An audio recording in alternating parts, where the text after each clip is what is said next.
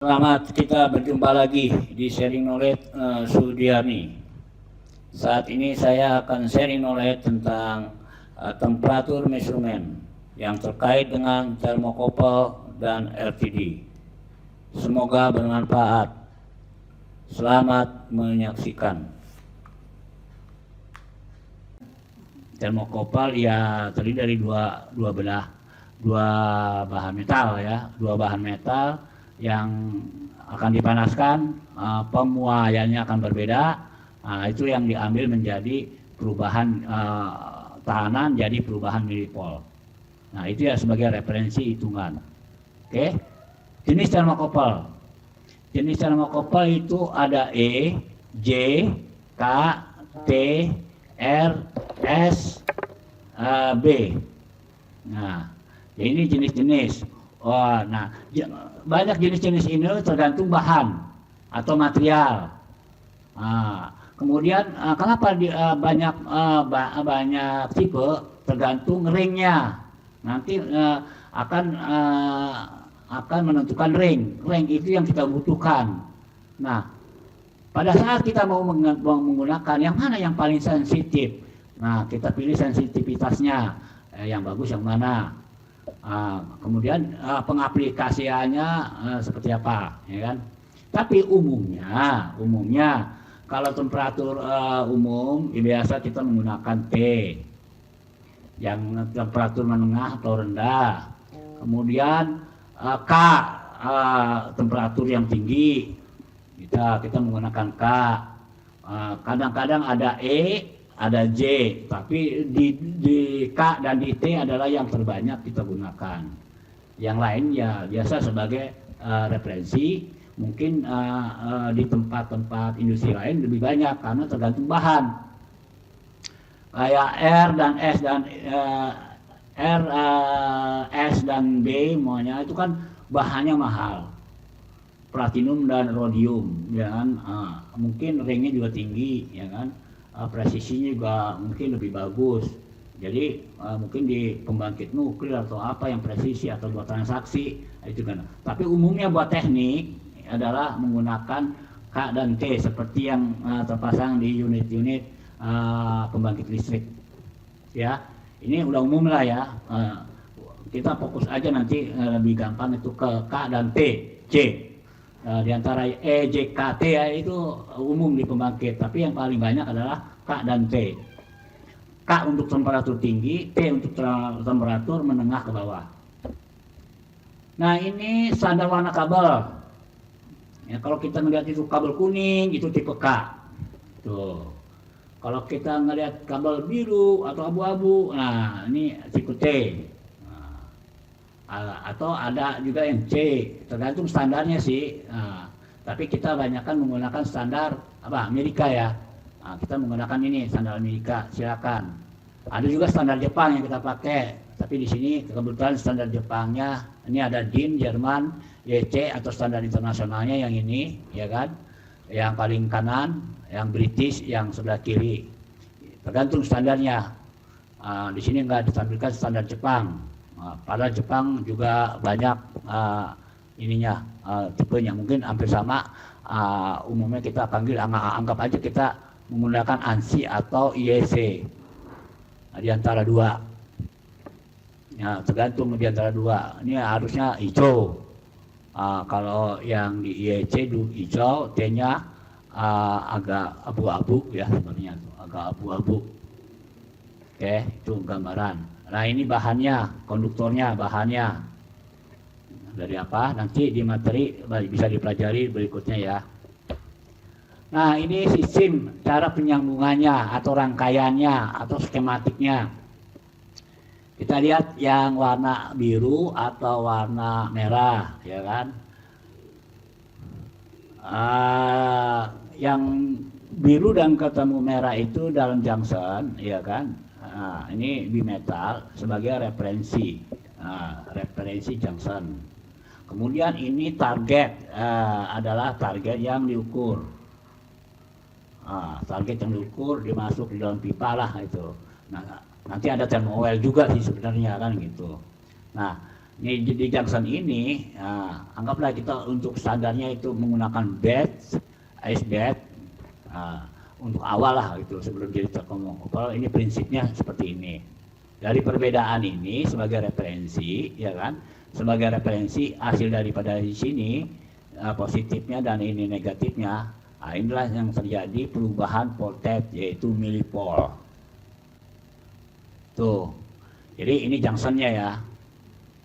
Junction. Nah, ini junction nih. Junction, referensi junction. Nah, seperti itu. Tapi nanti kalau dari lapangan ini jadi kopling, udah jadi terkopling, tinggal ambient temperatur aja. Bisa dikurangin atau bisa disesuaikan kalau di lapangan. Oke, typical probe thermocouple. Yang ini di dalamnya nih, di dalam thermocouple itu ada yang dipasang di dempetin, ada yang dikasih jarak, tidak di grounding atau tidak di ground, atau yang ekstrim keluar langsung biar lebih presisi, tapi cepat rusak. Ya, umumnya kita banyakkan yang gini, yang awet, gitu. Tapi di sininya dikasih semacam apa namanya, isolasi lah, serbuk isolasi. Tuh. Nah ini seperti ini gambarnya seperti ini. Nah ini seperti ini. Ini ground ya, ini ground junction. Ground junction itu tadi ini ya, ground junction yang ini ya, ground junction yang ini. Yang isolasi yang ini, betul, yang isolasi yang ini B-wire, ini kebalik nih gambarnya ya. Tuh.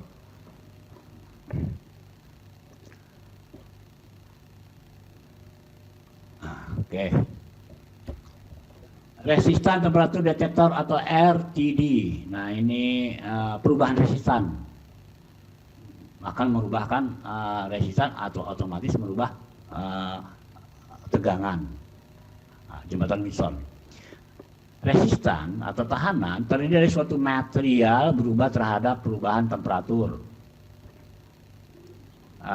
Bahan yang digunakan adalah sensor ini dibagi menjadi dua, yaitu logam, konduktor, dan bahan semikonduktor. Bahan konduktor ditemukan terlebih dahulu yang disebut resisten termometer, atau sekarang disebut resisten temperatur detektor RTD. Nah, resisten temperatur detektor hubungannya antara R dengan temperatur adalah resisten yang dinormalisir terhadap resisten derajat Celcius atau 30 derajat Fahrenheit atau nilai terendah dalam satu ukuran temperatur, dan aksisnya adalah temperatur. Nah seperti gambar ini, di grafik ini temperatur ada di bawah, kemudian ohm resistannya atau resisten relatif resistennya ada yang di vertikal. Kalau nikel pergerakannya seperti ini, agak lengkung. Kalau balko agak lebih rendah daripada nikel. Kalau copper atau tembaga yaitu agak lebih linier. Yang lebih paling linier lagi adalah platinum. Nah, tapi mahal kan gitu. Mahal. Platinum mahal gitu. Tapi umumnya kita menggunakan ini copper dan nikel, tergantung tipe T atau tipe K nanti ya. Kemudian RTD itu tersedia ada yang dari mulai perubahan 10 ohm sampai 25.000 ohm. Umumnya kita yang 100, 200 dan 1000. Tapi kalau yang lebih tinggi lagi ya kita jarang menggunakan. Paling kita ada yang 50, ada 50, ada yang 100. Nah ini yang umum digunakan oleh kita, 100 atau 50 ohm. Nah kalau kita lihat dari sini, kalau copper itu ring temperaturnya semacam ini, maksimalnya 260 derajat per Celcius.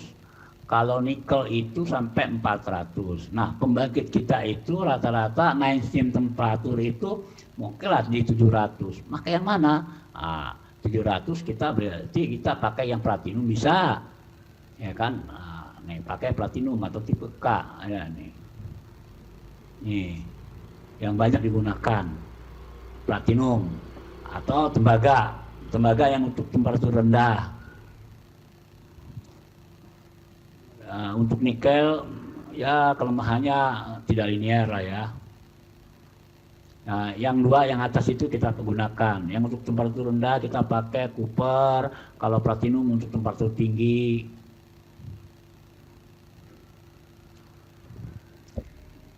Oke.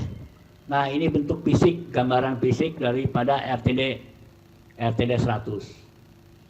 RTD 100 ya seperti bentuknya, fisiknya seperti termokopel, tapi ada beda sedikit ya. Ini connection headnya, ini protecting tube-nya, ini sensornya ya. Ini sensornya macam-macam sensor seperti ini. Ini ya fittingnya untuk pemasangan ke instalasinya. RTD PT 100 pada suhu 0 derajat tahanannya 100 ohm. Nah, tinggal ini ya nanti. Kalau di bawah berarti berapa? Kalau di atas 100 berapa? Pada PT 100 sama dengan suhu nolnya adalah tahanan 100 ohm. Besar. Tapi semakin panas, ya semakin panas suhunya maka tahanannya lebih rendah. Itulah yang jadi perubahan pengukuran sebagai RTD. Nah, kemudian dimasukkan ke jembatan Wilson tadi. Nah, jembatan Wilson. Prinsipnya ini aja, dari bolak-balik kemana-mana ya ini aja standarnya. Nah, itu. Oke, RTD two wire. Nah, ya kan, barusan saya gambar jembatan Wilson. Di sini udah ada. Nah, ini sebenarnya jembatan Wilson karena ini digabung ke sini. Nah, ini jadi satu kesatuan. Ini outputnya, ini sumber dayanya. Apabila ini ada perubahan di sini, maka perubahan tegangan di sini akan berubah. Itulah hasilnya, akurat, bagus, nah, gitu. Nah, ini yang sebagai linearity-nya kita maunya berapa adjustment, tapi yang perubahan terhadap sensor adalah yang ini. Tahanan yang berubah yang sesuai kondisi adalah ini. Kalau ini yang kita inginkan.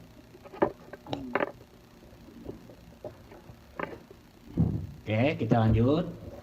RTD 3 wire hampir sama yang tadi. Kemudian ini prinsipnya 3 wire ya, terhubungkan terminal 1 dan 2 untuk sensor, terminal 3 untuk kompensasi ambient temperatur atau apa silakan. Nah, gambarannya seperti ini.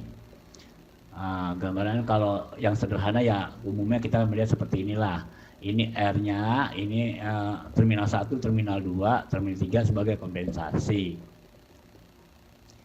R1, R2 adalah tahanan kawat penghantar. R3 untuk tahanan kompensasinya. RS ini langsung sini, RS itu langsung 2 biji, itu sama dengan tahanan pada sensor. Kemudian RM itu yang di sini di meter, ya kan, yang tahanan untuk meter ohm.